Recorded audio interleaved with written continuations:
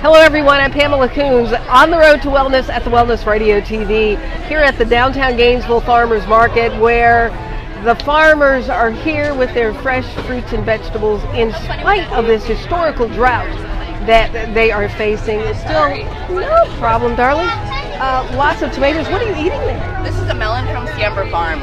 How it looks like it's really sweet. It's so good and so juicy. Yeah. They're giving out samples down at their tent. Samples, my kind of place. Yeah, they're a really great local, organic, family-owned farm. Nice. They're amazing. Nice. Thank you. Nice. So the tomatoes are plenty of tomatoes, plenty of blueberries and strawberries, and then there are the sucklings. People who want to start planting, putting out some little plants, rosemary, herbs, and stuff like that. And Andy Hemmings and his wife Catherine have a wonderful little booth here, and they are. Hey, Andy, thank you for taking the time to chat with us a little bit about what you guys are doing and how in the world are you managing without any rain. It's getting tough. The late freeze didn't do us any favors because the grass. We're just north of town a little bit. Grass all died, and then there's been no water since then. Really, a couple of showers for our area, but. The ground is pretty crunchy right now, and so hopefully Saturday there's a chance of some thunderstorms, maybe, but then I think after June 1st. But what we just discovered, we have some cattle and goats and other animals. Hay is becoming difficult to find. Really? Everybody around north part of the county just sold out of hay yesterday. Really? Yeah, so we were jokingly discussing, am I going to drive to Valdosta to see if I can get a roll or two, or what we'll be up against, but we need help because you're going to start seeing it for everybody who's got livestock, that the grass is so stunted and not really growing particularly well that unless you're able to water extensively, there's just nothing for them to eat. You have to be feeding your animals right now, and we should be 6 weeks, 2 months into the not giving them hay anymore, and we still have to. So wow, you still have to give them hay because the grass is not growing because we haven't had any water. Right. It's all part of the natural cycle, and we're at the low end of the cycle right now, and it's not good. So we'll see how it pans out. But what Texas went through in the plains a couple of years ago, already yesterday at I was at one feed store, called another one to find out, and already hearing people trying to unload cattle a little bit just to make it a little easier to survive. Yeah. No water, no hay, no grass for them to eat and stuff. So wow. Well, how is it affecting? I know you guys sell a lot of seed, little starts of starters. Herb and veggie starts and succulents as well. These guys, certainly succulents can tolerate the lack of water. So maybe we water them once a week, and it doesn't change a whole lot. But the herbs still need to be watered every day. So it's a little hotter in the greenhouses, and you have to pay a little bit more attention to individual plants just to make sure they survive the increased heat. That's the other thing is we haven't talked about specifically, is that in addition to no rain, it's actually noticeably hot. It should be in mid-90s in May. This is Florida, not Texas. What are we doing here? It's warm. I think in my car when I was driving here it was like 95. Yeah, I yesterday twice sat in the car and got burned, and I'm like, that hasn't happened since I lived in Tucson. Wow. Yeah, because 3 years ago when I moved to Florida and it was raining every day, and I would say to my husband, this is propaganda. They've named this the Sunshine State and it rains every day. And now... Careful what you wish for? I'll be careful what you wish for. No rain at all. No. And then even with the possibility of rain coming on Saturday, that won't do much. It'll knock the dust down on our driveway for a day.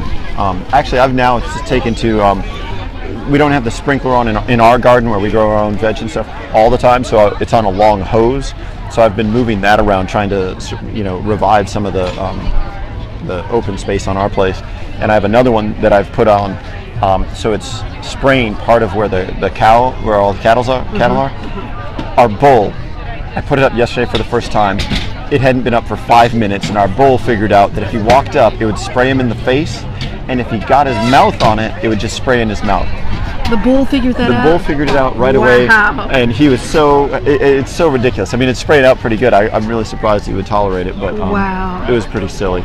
I should have run over with my phone and filmed it because Yeah. he's just standing there getting blasted. Well, you know what? I feel like I need that too. I need a little Right, squirting. right. So, what is your advice to people who are buying these plants to put out now? Well, there's actually an upside to this.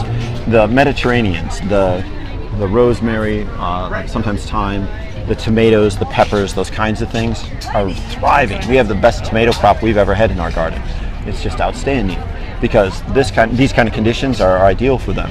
So some things are doing wonderfully. Well, I should have tried to grow tomatoes this year because the last 2 years that I tried to grow tomatoes in Florida, I didn't do too well with them. This is a really good year for it. Kathleen had no tomatoes last year. Our garden was an absolute bust. Really? This year, gangbusters. We've been getting all manner of different tomatoes. They're all doing just wonderfully. And let me just, before I let you get back to work over here, people don't have, because we don't think about it. We go to the grocery store and we get what we get and we go home. We don't think much about what farmers have to go through in trying to bring crops to the market, especially small growers who are bringing fresh fruits and vegetables to the market. That's one of the beauties of eating locally and knowing the producers of your food, is that seasonality comes back into it, which in the age of convenience and readily available materials, at Publix or wherever, we've gotten away from that a lot. But now, boy, it becomes really critical when we have, a weather episode like this where we're suffering under drought. So cilantro's been a goner. You better water the mints. Some of the other plants are a little bit more, Resilient. Yeah, some of the things that are resilient do very well in this, and so it's a banner year for tomatoes. Should be for watermelons and squashes and stuff. Yay, things for as long as you keep watering them. Yeah. The things that do well in hot and dry are going gangbusters right now. What about strawberries?